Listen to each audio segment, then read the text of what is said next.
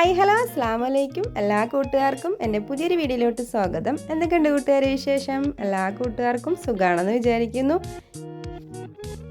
ഇന്ന് ഞാൻ വന്നിട്ടുള്ളത് എൻ്റെ വൈകുന്നേരത്തെ കുറച്ച് വിശേഷങ്ങളായിട്ട് തന്നെയാണ് കേട്ടോ. പിന്നെ കുറേ കൂട്ടുകാർ ഫോൺ വിളിച്ചിട്ടും മെസ്സേജ് അയച്ചിട്ടും ഒക്കെ ചോദിച്ചിട്ടുണ്ടായിരുന്നു കേട്ടോ. ഞങ്ങൾക്ക് വീട്ടിലിരുന്ന് സെയിൽ ചെയ്യാൻ പറ്റിയ എന്തെങ്കിലും ഒരു ഫുഡ് ഐറ്റത്തിൻ്റെ റെസിപ്പി ഒന്ന് പറഞ്ഞു തരാമോ, എങ്ങനെയാണ് ഇത് സ്റ്റാർട്ട് ചെയ്യാന്നൊക്കെ പറഞ്ഞിട്ടുണ്ടായിരുന്നു കേട്ടോ. അവർക്കൊക്കെ വേണ്ടിയിട്ടുള്ള ഒരു കുഞ്ഞു വീഡിയോ കൂടിയാണ് കേട്ടോ ഇത്.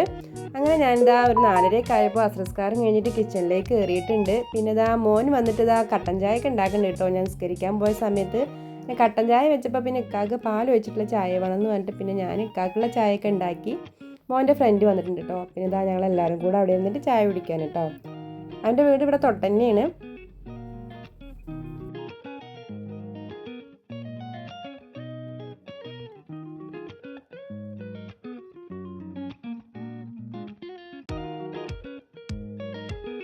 ഉണ്ട് കേട്ടോ ഇവിടെ. ഇക്ക ഷർട്ട് ഇട്ടിട്ടില്ല കേട്ടോ, അതാണ് കേട്ടോ വീഡിയോയിൽ പെടുത്താണ്ടിരുന്നത്.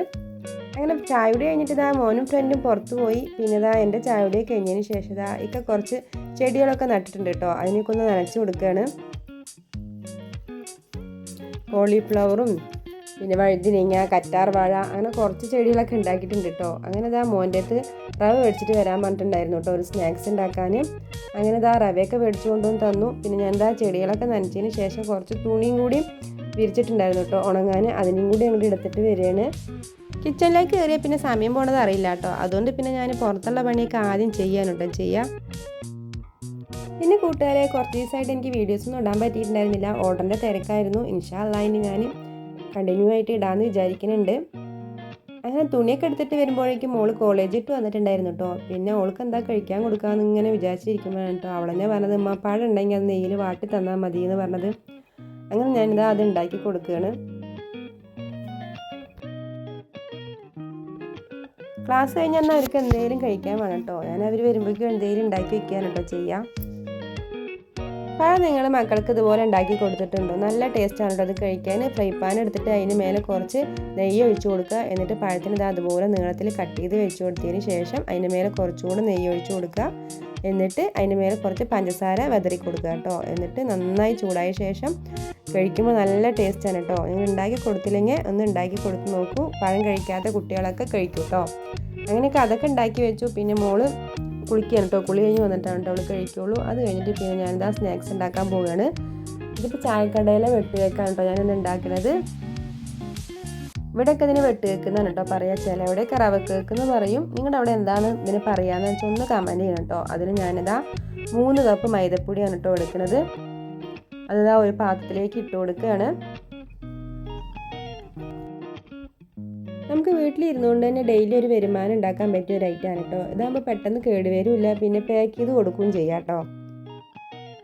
പാക്ക് ചെയ്ത് കൊടുക്കാൻ പറ്റാത്തവർക്ക് നമ്മുടെ അടുത്തുള്ള വല്ല ചായക്കടകളുണ്ടെങ്കിൽ അതിലേക്ക് 10 20 ഒക്കെ ഉണ്ടാക്കി കൊടുത്ത് നോക്കുക. അപ്പോൾ അവർക്ക് ചിലവാണ് അനുസരിച്ച് പിന്നെ ഉണ്ടാക്കി കൊടുത്താൽ മതി കേട്ടോ.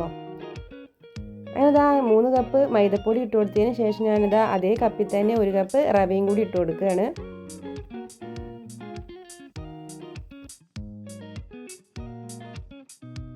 ഇതിലേക്ക് 1/4 ടീസ്പൂൺ സോഡാപ്പൊടി ഇട്ട് കൊടുക്കാം. മധുരം ഒന്ന് ബാലൻസ് ചെയ്യാൻ വേണ്ടിയിട്ട് 1/4 ടീസ്പൂൺ ഉപ്പ് കൂടെ ഇട്ട് കൊടുക്കാം.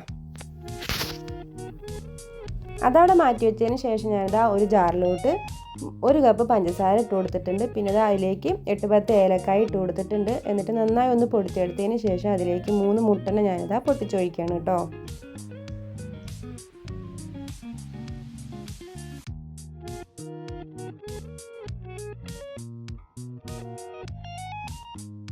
ഇതിന് നമുക്ക് നന്നായി ഒന്ന് അടിച്ചെടുക്കാം.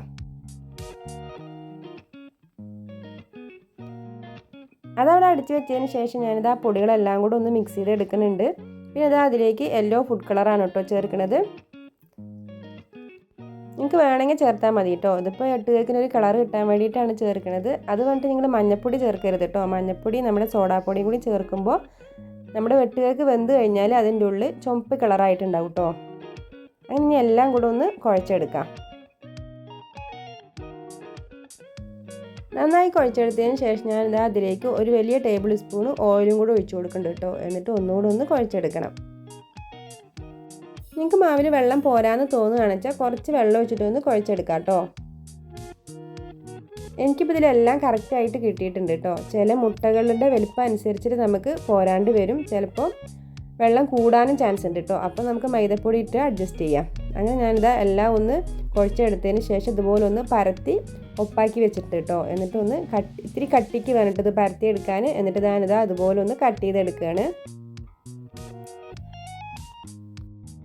ഇതിപ്പോൾ ഞാൻ ചെറിയ വെട്ടുകേക്കാണ് കേട്ടോ ഉണ്ടാക്കുന്നത്, പാക്ക് ചെയ്യാനല്ലേ എന്ന് പറഞ്ഞിട്ട്. നമ്മൾ ചായക്കടകളിലൊക്കെയാണ് കൊടുക്കണമെന്ന് വെച്ചാൽ ഇതിനെക്കാട്ടി സ്വല്പം കൂടി വലിപ്പം കൂട്ടണം കേട്ടോ. എന്നിട്ടിതാ അതുപോലെ ഒന്ന് വരഞ്ഞു കൊടുക്കുകയാണ്. അങ്ങനെ ഞാനിതാ എല്ലാം അതുപോലെ തന്നെ ഉണ്ടാക്കി എടുത്തിട്ടുണ്ട്. ഇനി നമുക്കിതാ ചൂടായ എണ്ണയിലേക്ക് ഇട്ടിട്ട് പൊരിച്ചെടുക്കാം കേട്ടോ. എണ്ണ ഇതാ ചൂടായി വന്നിട്ടുണ്ട്. ഇനി ഞാനിതാ ഓരോന്നും അതിലേക്ക് ഇട്ടിട്ട് പൊരിച്ചെടുക്കുകയാണ്. ചൂടായ എണ്ണ പിന്നെ നമ്മൾ ലോ ഫ്ലെയിമിൽ വേണം കേട്ടോ വെക്കാൻ, അല്ലെങ്കിൽ നമ്മുടെ വെട്ടുകേക്കൊക്കെ പെട്ടെന്ന് കരിഞ്ഞു പോകുള്ളൂ. എന്നിട്ട് ഇതാ ഇടയ്ക്കിടയ്ക്ക് ഇതുപോലെ ഒന്ന് ഇളക്കി കൊടുക്കാം കേട്ടോ. അപ്പോൾ ഇതാ നമ്മുടെ വെട്ടുകേക്ക് ഇങ്ങനെ വലുതായി വരുന്നുണ്ടാവും കേട്ടോ. എപ്പോഴും വെട്ടുകേക്ക് ഉണ്ടാക്കുമ്പോൾ ലോ ഫ്ലെയിമിലിട്ട് വേണം ഉണ്ടാക്കാൻ. ഹൈ ഫ്ലെയിമിലിട്ടാൽ നമ്മുടെ വെട്ടുകേക്ക് പെട്ടെന്ന് കരിഞ്ഞു പോകുള്ളൂ, പിന്നെ ഉള്ളു വേവില്ല കേട്ടോ.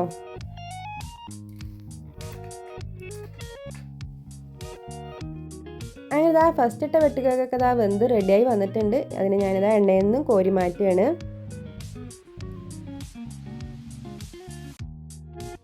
ബാക്കിയുള്ളത് ഞാനിതാ അതുപോലെ തന്നെ ഉണ്ടാക്കിയെടുക്കുകയാണ് കേട്ടോ. പെട്ടെന്ന് ഉണ്ടാക്കിയെടുക്കാൻ പറ്റിയ ഒരു ഐറ്റമാണ് കേട്ടോ ഇത്.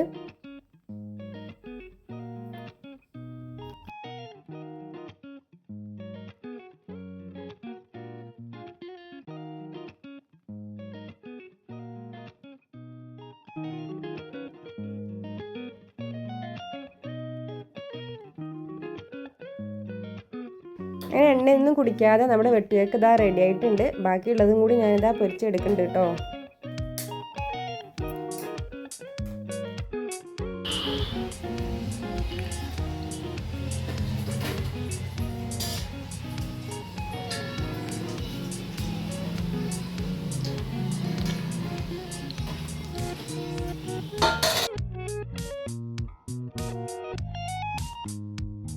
അങ്ങനെ നമ്മുടെ അടിപൊളി വെട്ടുകേക്കൊക്കെ ഇതാ റെഡി ആയിട്ടുണ്ട്. നിങ്ങൾ ചായക്കടയിൽ കൊടുക്കുകയാണെന്ന് വെച്ചാൽ ഇതിനെക്കാട്ടി കുറച്ചുകൂടെ വലിപ്പം കൂട്ടണം കേട്ടോ.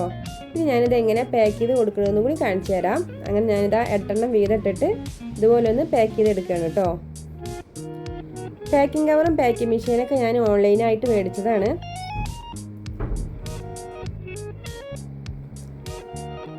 അപ്പോൾ ഇത്രയൊക്കെയുള്ളൂ കേട്ടോ ഇന്നത്തെ വീഡിയോ. നിങ്ങൾക്ക് എൻ്റെ വീഡിയോ ഇഷ്ടമാകുകയാണെങ്കിൽ എല്ലാ കൂട്ടുകാരും സപ്പോർട്ട് ചെയ്യണം. നിങ്ങളുടെ അഭിപ്രായങ്ങൾ എന്തായാലും ഒന്ന് കമൻറ്റും ചെയ്യണം കേട്ടോ. അപ്പോൾ അടുത്തൊരു വീഡിയോ ഞാൻ ഇനിയും വരാം. എല്ലാ കൂട്ടുകാർക്കും അസ്സലാമു അലൈക്കും. ബായ്.